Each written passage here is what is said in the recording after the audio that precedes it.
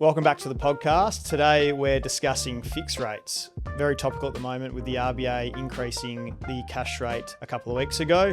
So today we're going to discuss why our clients might consider fixing their rates and why it's not for everyone. So today I've got Vish. Thanks for coming in. Thanks, Phil. Good to be here again. Should we get straight into it? Yeah, absolutely.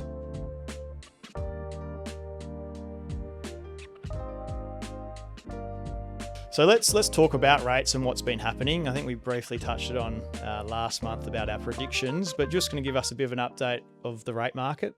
Yeah, absolutely. So I think the first thing to note is that, 6 months ago, most economists were predicting interest rates to continue to decrease in 2026. But in about November, inflation data came out and it was probably a bit stronger than the RBA would have liked.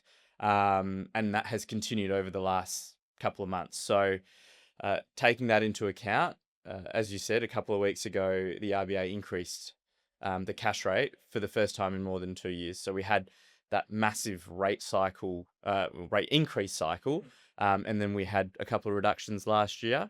And then again, now it's increased for the first time in, like I said, close to 2 years. So predictions for the rest of the year is that there might be another 1 to 2 rate rises.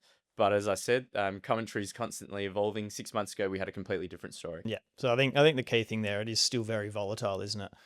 Things can change pretty quickly, as we have seen in the last 6 months. So Exactly. we, as always, will keep a close eye on it, and we'll keep everyone updated with how things are tracking. So obviously the topic's fixed rates because they are becoming a bit more topical and everyone wants to consider them. So what are the key things that we do consider when discussing fixed rates with our clients? Yeah, I mean, given what's happened in the last couple of weeks and probably the last couple of months, actually, that is becoming a very common question. We are getting lots of phone calls saying, should I fix? What should I do? And asking for our advice. So a couple of the key things that we kind of flag with clients.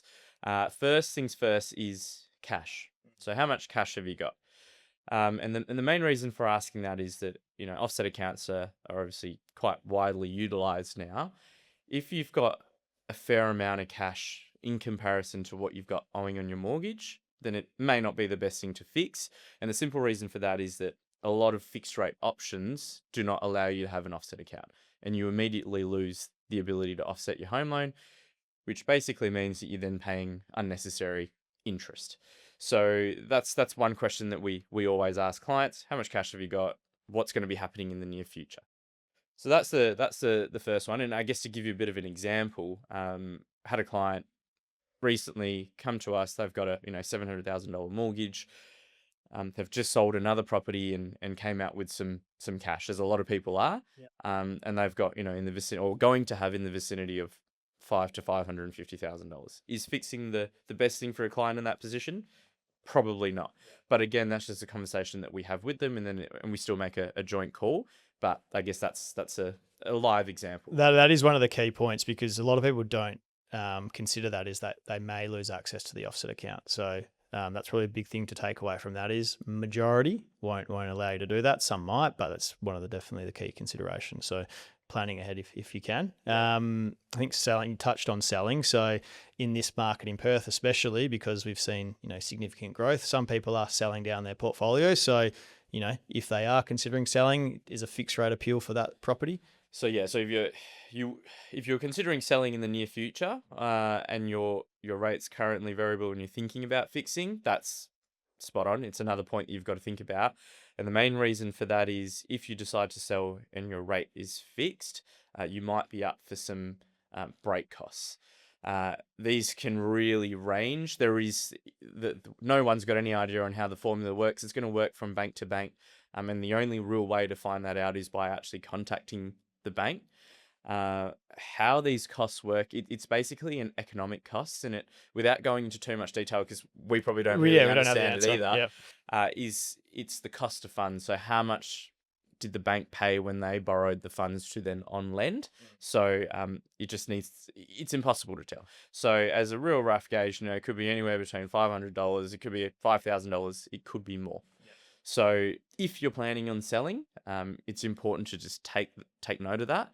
And more than likely, you probably wouldn't fix if that was going to happen. So are you having those discussions with clients about, okay, look, obviously you've got this property now. Is there any plans to upgrade or downsize or buy an investment and move in? Are you having those constant discussions with clients? Absolutely. Yeah. And like you said, it is more and more relevant because people are considering selling, given how much equity that they've got. Yeah. So yeah, it's a very, very common question. Yeah, very, very, very common at the moment. I guess a restriction with the fixed rates are your repayments. So you just want to talk us through what that might mean? Yeah, so similar to the offset, a lot of fixed products in the market doesn't actually allow you to make additional repayments onto the mortgage. So, or if they do, they might cap it out at, $10,000 a year. So the important thing to note is that if you're in a stage where making additional repayments is important to you because you're in a focusing on reducing your debt, then maybe again may not be the best thing for you. So another live example that we had with a client is that they earn pretty substantial bonuses a couple of times a year. So if you're going to be getting large cash inputs and you want to pay down the mortgage, if you fix, you're probably going to be quite limited in that. So yeah, again, another thing is extra repayments, similar to the offset one. You just want to think about that. You limit your flexibility with a fixed rate. So another really good point. So we're obviously, a lot of clients are coming to us. We have that in-depth discussion about sort of the ins and outs of why fixing might suit. So when we feel like something is suitable, why would they want to consider it? Why would they want to consider fixing? Really, to simplify it, the two main things that we kind of talk to clients about is stability, right? So when you fix your rate, you know exactly what your repayments are going to be every month for the period of time that you fix for. So mentally, that's actually helpful for a lot of people. Yeah, it's a big win. Yeah, exactly. In times where cost of living and stuff is a serious discussion. So knowing, okay, well, this is what it is. It makes household budgeting a lot easier, and you know exactly what you're going to spend. And yeah, it's something that a lot of people value. Other people not so much, but again, it's just going to be dependent on the individual circumstance. More that, set and forget mindset where for peace of mind, they know that portion of their mortgage is locked away, and then they can focus on budgeting for other expenses or other plans or investment plans. So yeah, peace of mind is really important for them.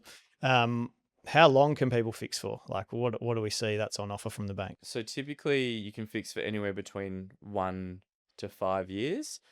Most people, the sweet spot tends to be around that 2 to 3 years. Like 5 years is a long time. Lot can change, lot can happen. Exactly right. Life with the market. Yep.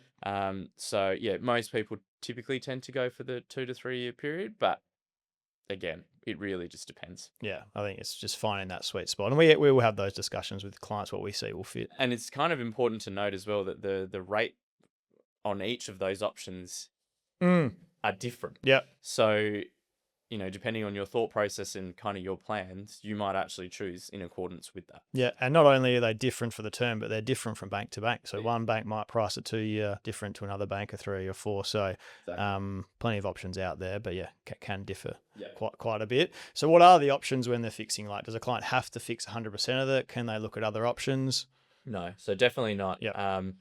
In fact, I would say it's quite unusual or unlikely that people would fix 100% of the loan. Yep. So alternatively, you can kind of hedge your bets, if you want to call it that, and you could fix 70% and keep 30% variable, 50-50. The percentage that you choose is completely up to you. So again, going back to a few of the things that we talked about before with additional repayments and offset, if you've got X amount of cash and your mortgage is, at a certain amount, and you think you're going to be getting more cash, or this is me, you can actually just fix in accordance with that. So you can maintain the ability to have the offset account or to make the additional repayments whilst getting that certainty from the fixed rate as well. So yeah, you can split your loan basically. That's such a great option to have, right? Because of those key considerations we discussed earlier, gives you the best of both worlds in a way. It's peace of mind, but also having access to the offset account if they've got that large portion of cash. We do see with a lot of our clients, who are growing their portfolio, that some of them want to have certainty with certain properties. So for example, if someone's got 3, 4 or 5 property, we're seeing maybe they're locking in rates for certain properties just to get some exposure across the board. Yeah, absolutely. One of our investor clients is basically, got 4 investment properties, purchased a couple recently as well. At the point of purchase, just went with a fully variable rate. Since then, with the change in the commentary in the market, has just decided to fix a whole investment loan for that whole property for 5 years. Yeah. And that was just their way of hedging the market and going, right, I'm exposed on the variable on this side.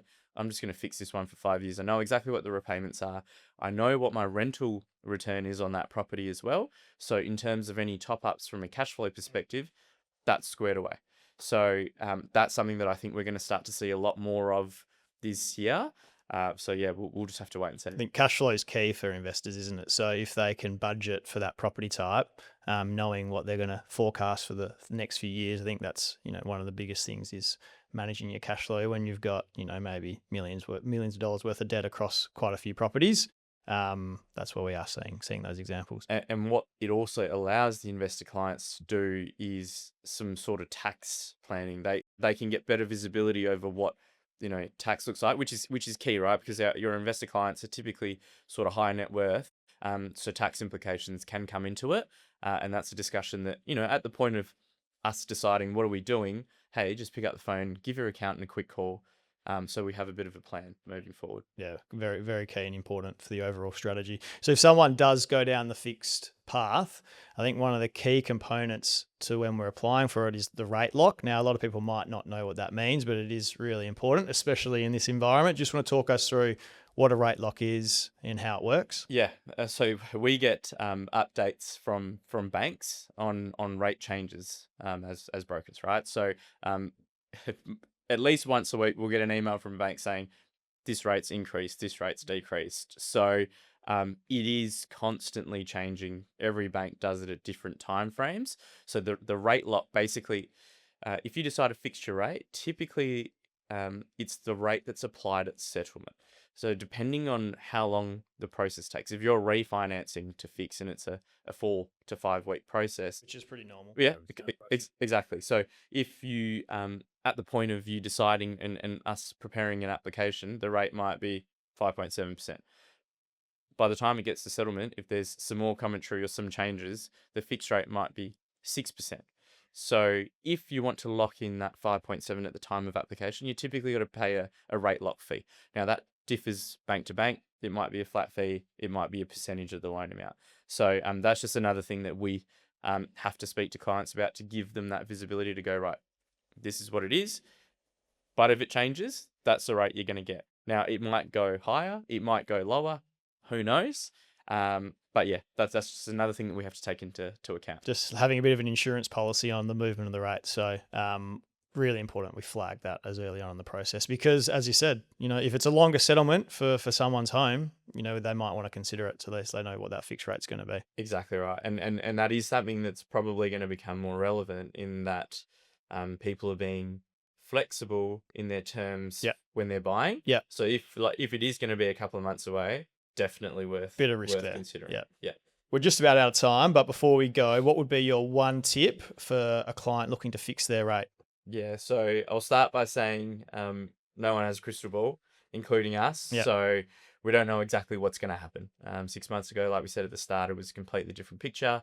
And now we're facing what we're facing. In 3 months' time, we don't know. So I guess the key piece of advice would be, and this might sound obvious, if you think that rates are going to continue to increase, then you should definitely consider fixing. Vice versa, if you think they're going to remain stagnant or potentially drop, then maybe consider the other option. If you want that certainty in repayment with everything that's going on, again, you should maybe consider fixing. But like a few of the points that we touched on with offsets and extra repayments, consider your whole picture right now, what you expect to happen in the next 12 to 24 months, and then make a decision. And we can put all the information on the table to show them what's available and then make a call from there. So yeah, beautiful, really good tips there. Thanks for joining me today, Vish, and that's all we have time for. So thanks for watching and we'll see you next time.